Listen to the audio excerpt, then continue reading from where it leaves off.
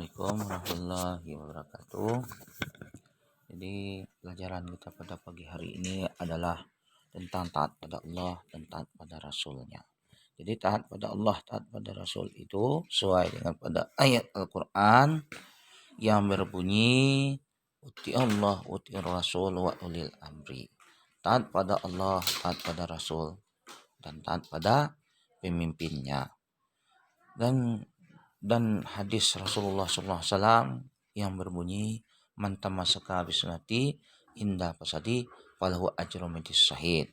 Barang siapa yang mengikuti satu sunnahku dikala rusaknya umatku, maka pahalanya 100 mati syahid. Jadi dari ayat dan hadis yang kita lihat tadi, lalu kita rujuk lagi pada surat An-Nisa pada buku itu yang Bapak kasih pada halaman 22. Coba dibuka halaman 22 pada bukunya Al-Quran surat An-Nisa, surat An-Nur 54 ini. Surat An-Nur 54 ayat 54 yang berbunyi Qul ati'ullahu wa ati'ur rasulah fa in tawallaw fa innama 'alaihi ma hummila wa 'alaikum ma hummiltum wa in tuti'uhu tahtadu wa ma 'alar rasuli ilal balagul mubin. Itu ayat 54. Lalu kita melihat pada ayat itu ada bunyinya hummila. Akan ada hummila pada ayat yang di atas tuh fa innama 'alaihim ma hummila. Hummila yang artinya dibebankan. Itu digariskan pada ayat yang pertama itu ada hummila artinya dibebankan. Ada dalam bukunya itu. Lalu ada lagi balagul mubin sebelum ayat terakhir. Balagul mubin. Balagu itu adalah penyampaian. Jadi dari dua ayat ini dapat kita maknai bahwa dibebankan kepada kita untuk menyampaikan. Kan ada tadi hummila pada ayat di atas itu fa innama 'alaihi ma hummila. Hummila itu artinya dibebankan. Lalu ayat terakhir sebelum habis ada ilal balagul mubin. Ilal balagu itu penyampaian.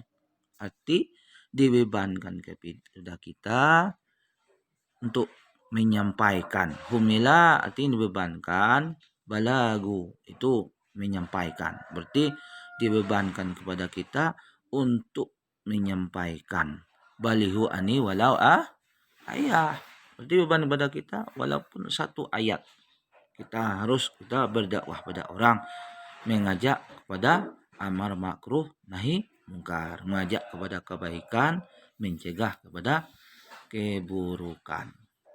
Itu sebenarnya makna. Jadi makna yang terjemah dalam buku kita ini itu pada halaman 22 bukunya pada bab 2 itu ada di sini.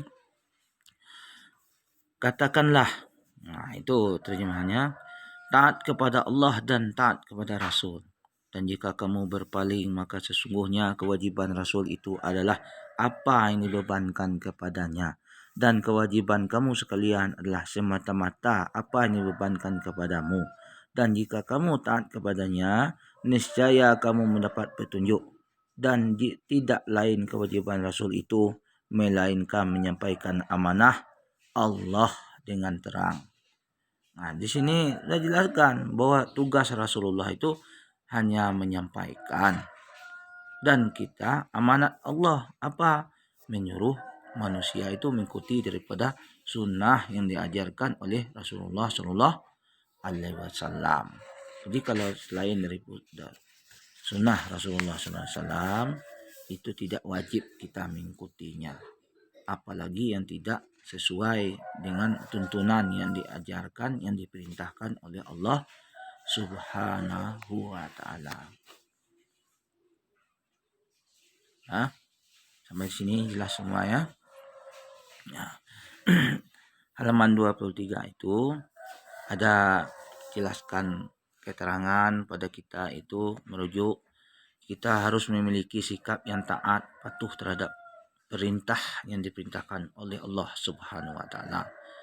Secara mutlak seorang muslim itu wajib mengikuti sunnah dan perintah Allah Subhanahu wa taala.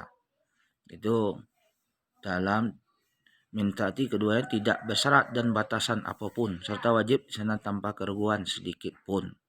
Jadi dalam diri kita ini tidak boleh ada keraguan bahwa perintah Allah dan sunnah Rasulullah SAW itu harus sesuai. Maka sesuai dengan dua kalimat syahadat itu, syahadat pada Allah dan syahadat pada Rasulullah SAW. Itu asyhadu la ilaha illallah.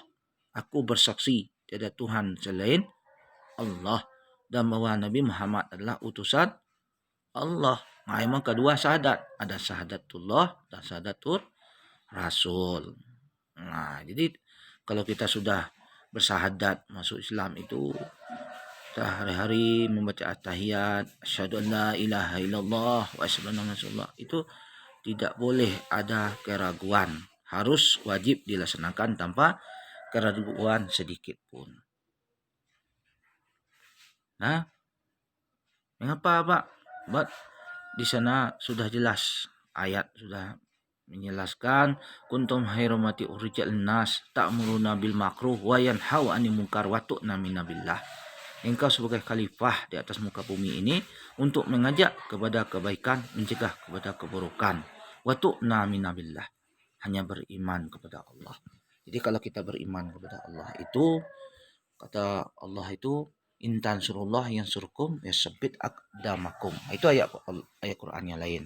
Barang siapa yang melaksanakan seluruh perintah Allah dan seluruh sunnah Rasulullah, maka Allah akan intan surullah yang surkum yasbit aqdamakum. Allah akan membantu kita. Kalau kita susah, Allah senangkan. Kalau kita sedih, Allah gembirakan. Kalau kita sakit, Allah sehatkan. Kalau kita miskin, Allah kayakan. Kalau kita sempit, Allah lapangkan. Kalau kita sulit, Allah mudahkan segala urusan kita atas muka bumi. Kalau kita ada penyakit kita, Allah akan sembuhkan, Allah akan sehatkan. Karena dalam Quran itu ada wa nunazzilu minal Qur'ana ma huwa syifa. Bahwa ayat Quran itu memang sebagai ayat penyembuh. Lalu ada hadis Rasul lagi bilang, Allahumma sholli ala sayyidina Muhammadin tibbil qulubi wa dawahi abdani wa shifaiha wa nuri asri wa dihi wa la sallam. Lalu selawat Nabi pun ada berkata, banyak kita berselawat, banyak kepada Rasul itu adalah obat sebagai syifa. Jadi Al-Quran kedua-dua ini harus sejalan. Ada orang yang taat pada Allah tapi tidak taat pada Rasul, maka doanya ditolak oleh Allah. Kalau dia beramal, dia bersedekah, maka Allah tolak, tidak Allah terima. Dia jujur Pak, dia baik Pak. Betul, dia baik, dia jujur, tapi dia tidak melaksanakan sholat, tidak melaksanakan perintah membayar zakat, dia tidak berpuasa pada bulan Ramadan, dan tidak melaksanakan seluruh perintah yang diperintahkan oleh Allah dan tidak sesuai dengan sunnah Rasulullah SAW. Contohnya menggibah, suka mengunjing orang, suka mencaci kawan, suka mencemooh, suka mengadu-adu domba. Lalu sifat-sifat yang lain lagi, suka mengadu ayam, suka tidak sholat, tidak berpuasa, sering melawan pada orang tuanya, sering berkata Lalu dia tidak tahu sholat sunat, tidak pernah baca Quran, berkata yang jorok-jorok, tiap berkata selalu menyebut kaki 4, kayak gitu. Itu suatu sifat yang tidak disifati, yang diajarkan oleh Rasulullah SAW, yang diperintahkan oleh Allah Subhanahu wa taala. Jadi sudah jelas ini. Jadi kita melaksanakan setiap seorang mukmin itu hukumnya wajib, tidak ada keraguan sedikit pun. Pada halaman 23 bab 4 pada bukunya itu. Nah, jiwa kesetiaan yang tinggi kepada Allah dan Rasul ya menjadi tolak ukur kualitas keimanan seorang muslim. Jadi kualitas keimanan seorang muslim itu pertama ada kuantitas. Kuantitas ini ambil banyaknya saja. Banyak saya 3.000 4.000 mau ambil banyak, tapi kualitas ya Allah utamakan. Pertama yang banyak, kita beli satu kodi misal satu karung itu kuantitas banyaknya. Nah, obral kan kita ambil banyak itu harganya 1 juta, tapi 1 juta harga sandal gitu, sandal jepit ini sepasang harganya 1 juta, itu dinamakan kualitas dibanding yang banyak. Ini satu karung sandal dapat satu karung harganya 1 juta, itu kuantitas. Tapi kualitas ini sepasang sandal ini harganya 1 juta dibanding satu karung harganya 1 juta, itu kuantitas. Yang kualitas ini satu pasang itu 1 juta, itu kualitasnya. Jadi dari kualitas ini nanti keimanan kita akan Allah naikkan menjadi integritas. Yang integritas inilah yang nilai akhir yang Allah perhitungkan untuk keimanan seorang. Surah At-Talaq ayat 3 yang bunyinya wa may yattaqillah yaj'al makhrajan wa yarzuqhu min haytsu la yahtasib. Barang siapa yang beriman bertakwa pada Allah, Allah akan beri jalan keluarnya dari arah yang tidak diduga-duga. Dari arah yang mana saja? Dari arah 4 penjuru, dari depan, dari belakang kita, samping kanan, samping kiri, atas dan bawah kita. Dan satu Allah rahasiakan. Allah berikan sekian. Itu ada pada diri kita sendiri. Itu namanya adalah ketenangan, kekayaan lahir dan batin. Itu tidak ada di dunia ini, tidak ada di akhirat, tidak ada di samping depan, sisi belakang, atas, bawah. Tidak ada di 6 penjuru ini, tidak ada.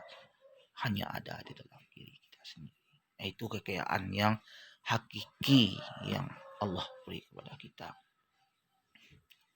Mengapa kayak itu, Pak? Kenapa kita melihat banyak orang yang kaya, banyak orang yang punya mobil, punya rumah, fasilitas segala macam, tapi dia tidak senang, kebahagiaan tidak ada. Jadi kebahagiaan itu hanya ada di dalam diri kita. Sesuai Al-Quran, bizikrullah tatma'innul qulub. Dengan berzikir kita dengan Allah, diri dan jiwa kita menjadi tenang. Baiklah, anak bapak sekalian, dari sini kita harus berpegang kepada dua. Imsik bil quwah, baini kita baini. Artinya berpegang kepada Quran dan hadis. Jadi harus pegang dua, Quran dan hadis. Itulah pusaka yang diturunkan oleh Allah dan Rasulnya. Jadi segala sesuatu harus merujuk kepada Al-Quran dan sunnah, itu al-hadis Rasulullah SAW. Jadi janganlah kita lari daripada kewajiban kita, daripada muslim, mukmin, untuk lalai daripada perintah yang diperintahkan oleh Allah Subhanahu wa taala. Jadi dari ayat tadi itu menekankan kita untuk selalu taat kepada Allah dan Rasulnya. Jadi kalau ada contoh-contoh selain sunnah Rasulullah SAW, jangan diikuti, karena itu menyesatkan kita, menjauhkan kita daripada Allah Subhanahu wa taala. Nah, jadi dari bab 2 tadi ada ayat Quran yang bunyi surat An-Nisa ayat 41 yang berbunyi wa man ya'sillaha wa rasulahu wa yata'adda hududahu yudhilhu naro khalidan fiha walahu azabum muhin.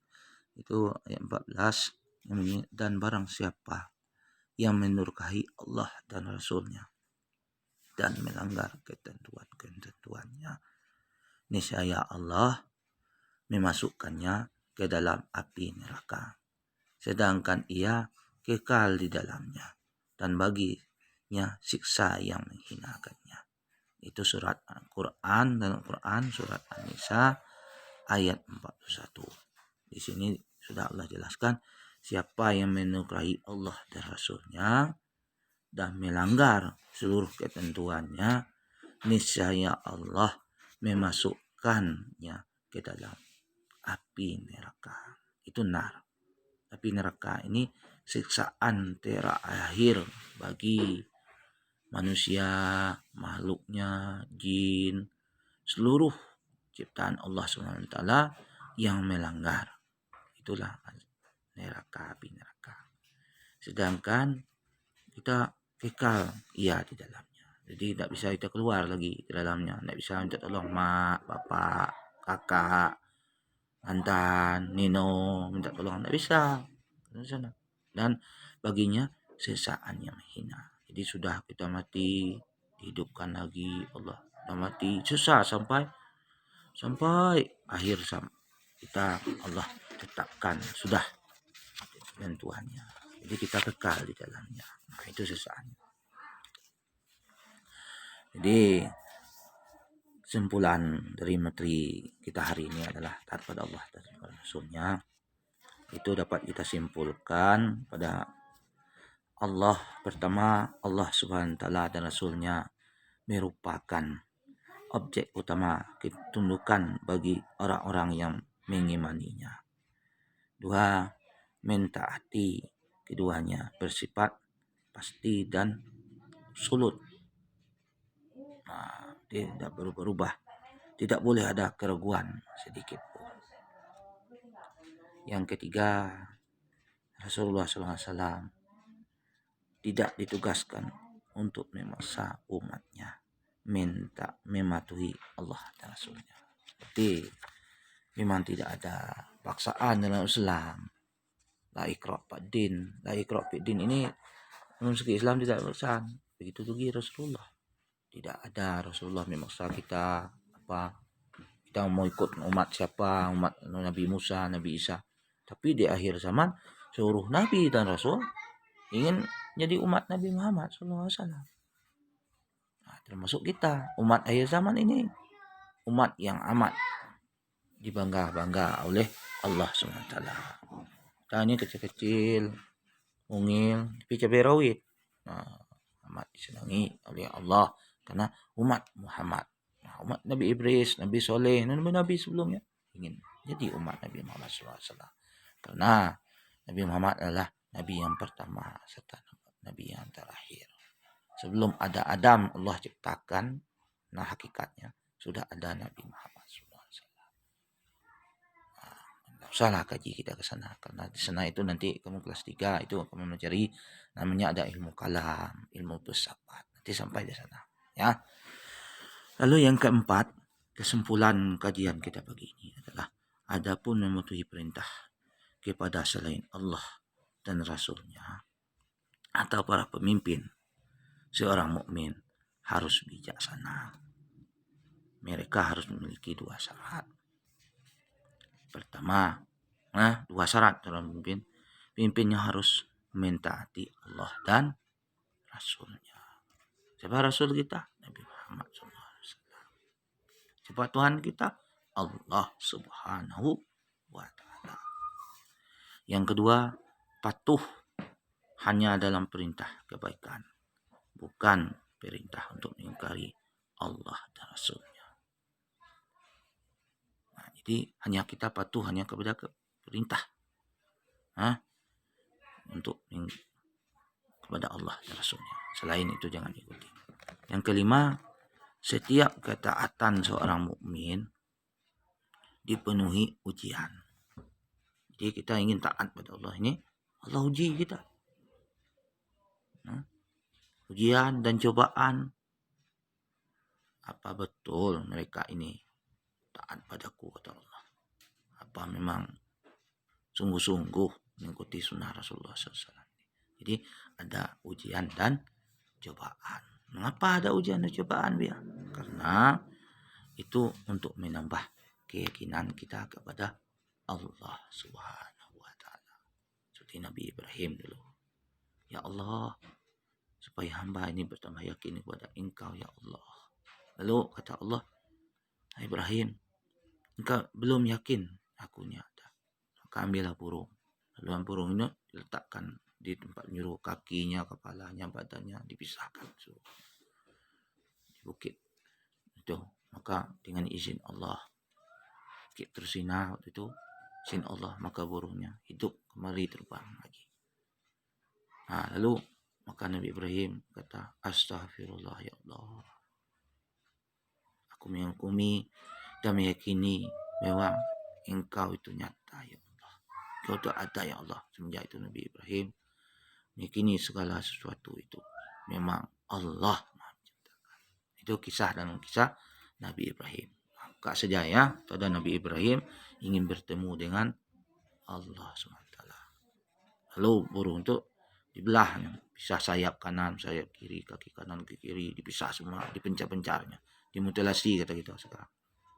Lalu Allah hidupkan kembali dengan izin Allah. Illa biiznillah. Dengan izin Allah, tidak ada yang tidak mungkin. Kun fayakun kata Allah. Fa'lam yurid, aku hanya berkata dengan teguh.